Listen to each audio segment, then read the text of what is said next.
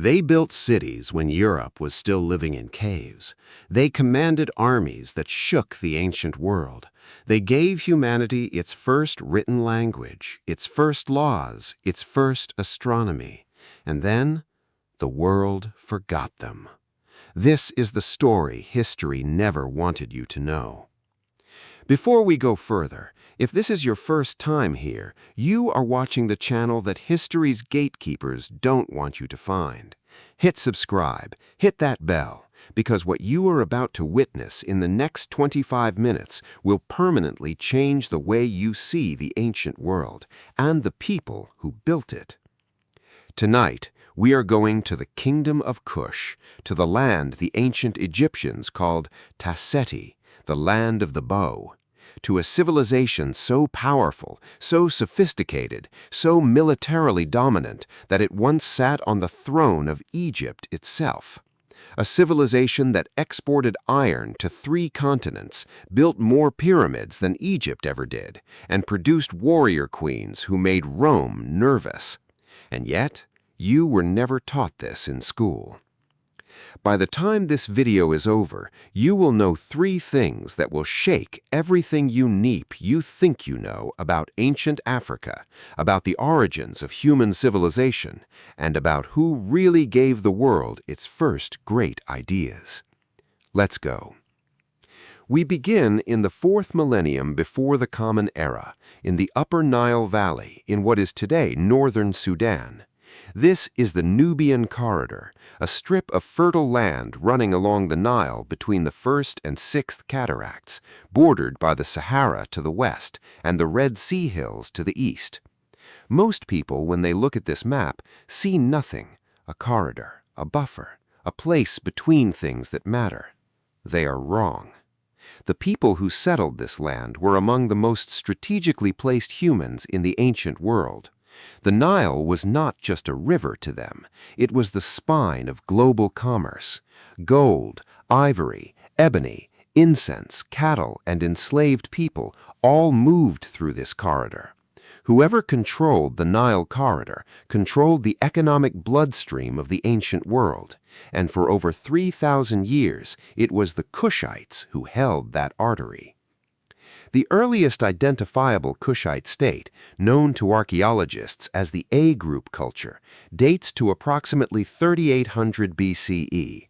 These were not primitive pastoralists. Excavations at Kustul in modern Sudan uncovered royal burial sites containing objects of extraordinary sophistication: faience jewelry, imported Egyptian pottery, ivory carvings, and most strikingly, incense burners decorated with images of a ruler wearing the white crown of Upper Egypt. That crown, the one we associate exclusively with the pharaohs of Egypt, at Kustul, centuries before the earliest Egyptian dynasties were even consolidated.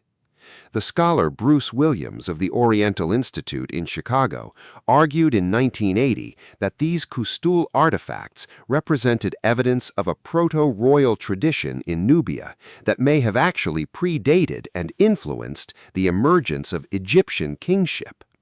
The academic world largely ignored him. Draw your own conclusions about why. By 2500 BCE, the first great Kushite kingdom, called Kerma after its capital city, had fully emerged. Kerma was not a village, it was a metropolis. Excavations by Swiss archaeologist Charles Bonnet, beginning in the 1970s, revealed a city with a massive religious complex, the Western Tefufa, a mud brick structure that still stands today at 18 meters tall and is among the oldest freestanding monumental structures on the African continent. The city had craft workshops, storage facilities, a sophisticated burial tradition, and a population numbering in the tens of thousands.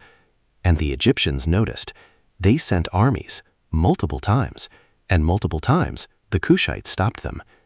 To understand Kush at the height of its power, you must understand what it produced and what it controlled. Gold. The Nubian region contained the largest gold deposits in the ancient world. The very word for gold in ancient Egyptian, Nub, is itself derived from the Nubian name. Egypt's economy, its temples, its gods, its armies, all of it ran on Nubian gold. The Egyptians knew this. That is why when they finally conquered Kerma around 1500 BCE under Pharaoh Thutmose I, they installed a viceroy called the King's Son of Kush, specifically to manage the extraction and flow of Nubian resources northward.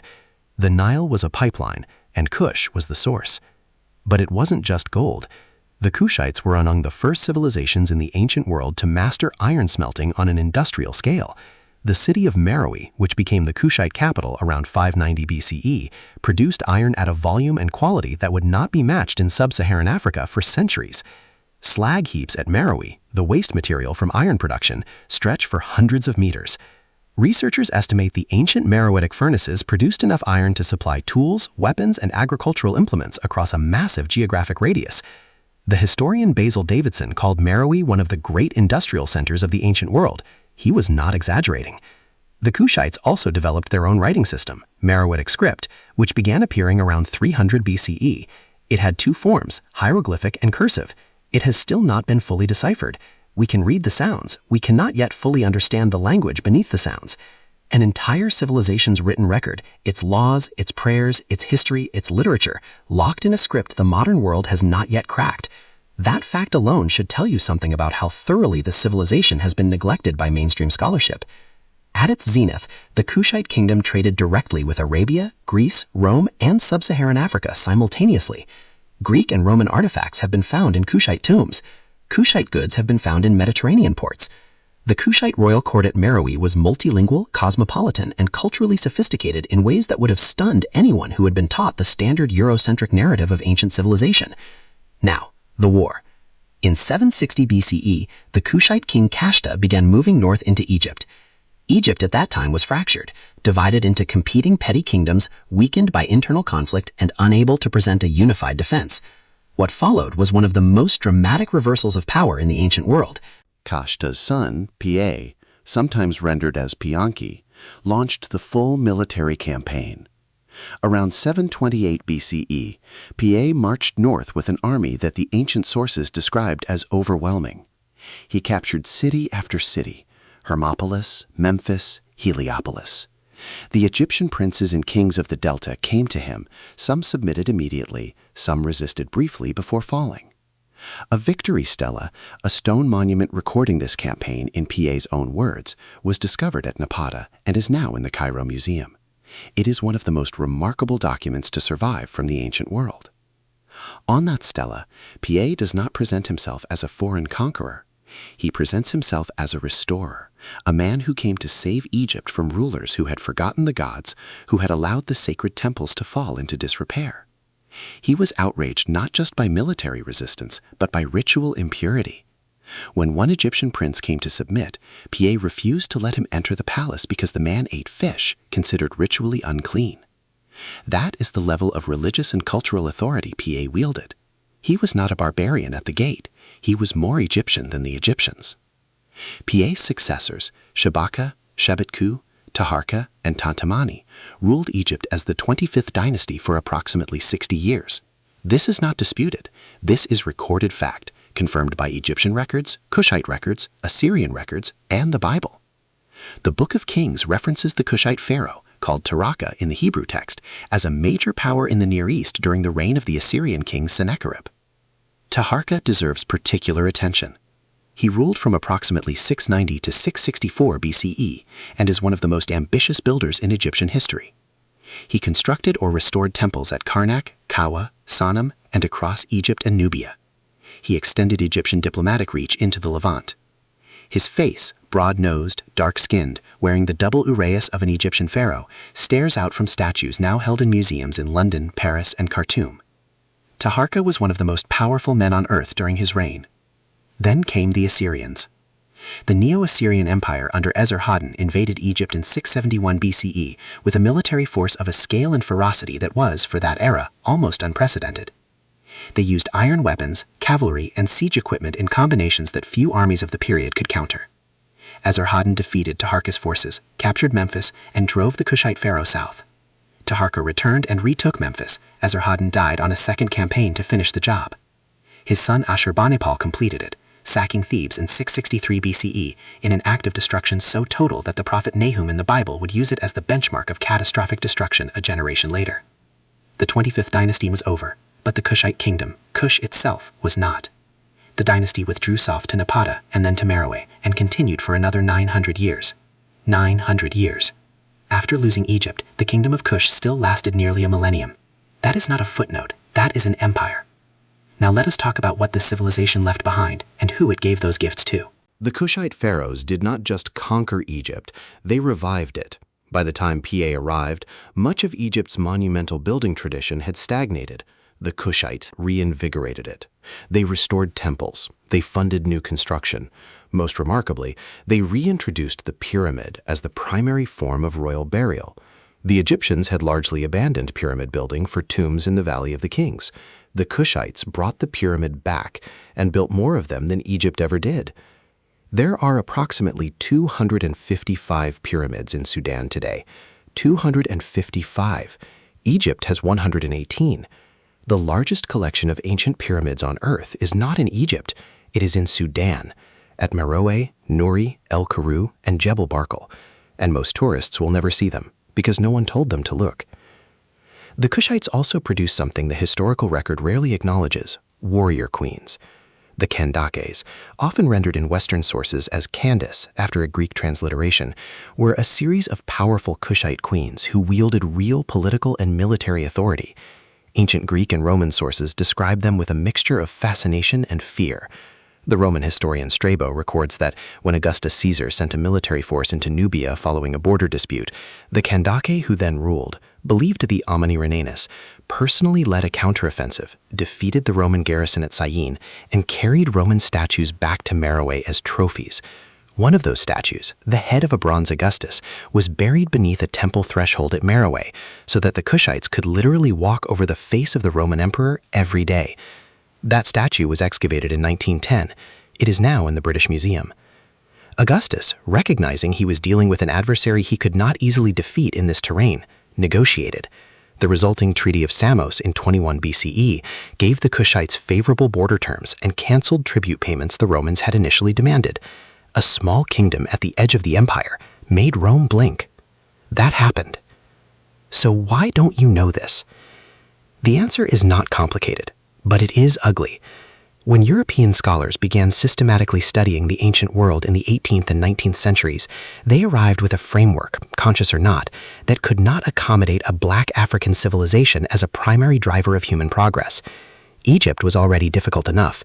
Some 19th century scholars went to extraordinary lengths to argue that ancient Egyptians were not African in any meaningful sense, that they were a Mediterranean people, a Middle Eastern people, anything but sub-Saharan African. When the evidence from Nubia began emerging, evidence of a civilization older in some respects than what Egypt had produced, the response from mainstream academia was not enthusiasm. It was suppression, minimization, and deliberate misdirection. Consider what happened with the Kustal incense burners and Bruce Williams's argument about proto-royal symbolism in Nubia predating Egypt. His 1980 paper was published in a peer-reviewed journal. It received coverage in the New York Times. And then it was met with a decades-long campaign of academic dismissal that had more to do with the implications of his argument than with the quality of his evidence. If the royal tradition flowed from Nubia into Egypt rather than the reverse, then the foundational narrative of Western civilization's debt to Egypt, itself already a grudging acknowledgement, had to be extended further south, deeper into Africa. That was unacceptable to much of the academic establishment. The looting runs parallel to the suppression. When the Italian archaeologist Giuseppe Ferlini demolished the upper sections of 40 Meroitic pyramids in 1834, searching for treasure, he found gold jewelry of extraordinary quality in the tomb of Queen Amani Shaketo. That jewelry, bracelets, rings, amulets, shield rings, is now split between the Egyptian Museum in Munich and the Ägyptisches Museum in Berlin. It has never been returned. The German museums acquired it, knowing its provenance, knowing it came from tombs that had been dynamited. The result of 2 centuries of this, of minimization, misattribution, and physical removal, is a world that knows the names of obscure Roman emperors but cannot name a single Kushite pharaoh. A world where Taharka's face is in the British Museum, but his name is not in a single standard Western school curriculum. A world where 255 pyramids in Sudan are visited by a fraction of the tourists who crowd Giza every year. But the truth does not stay buried. It is too large. The last 30 years have seen a quiet revolution in the archaeology of Sudan and the ancient Nile Valley. The Sudan Archaeological Research Society, the Nubian Archaeological Development Organization, and joint missions from universities in Poland, Germany, the United Kingdom, and the United States have been excavating Kushite sites with new technology and, crucially, without the old ideological baggage.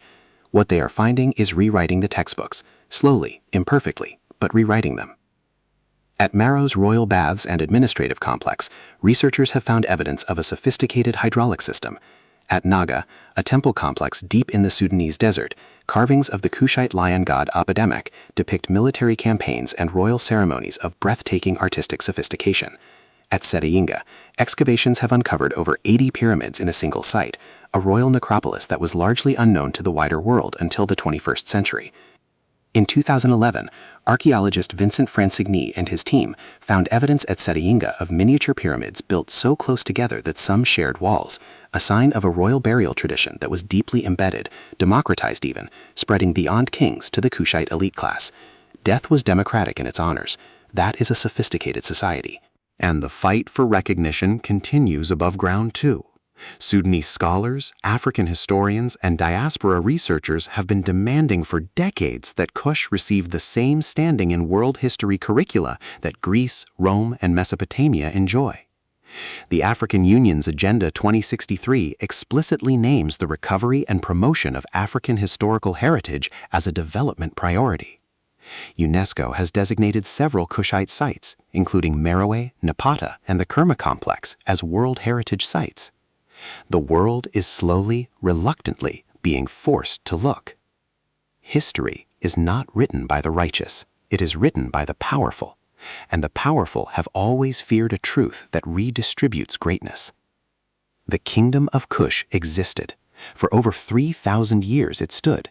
It built cities and pyramids and iron foundries and a writing system the world still hasn't fully decoded.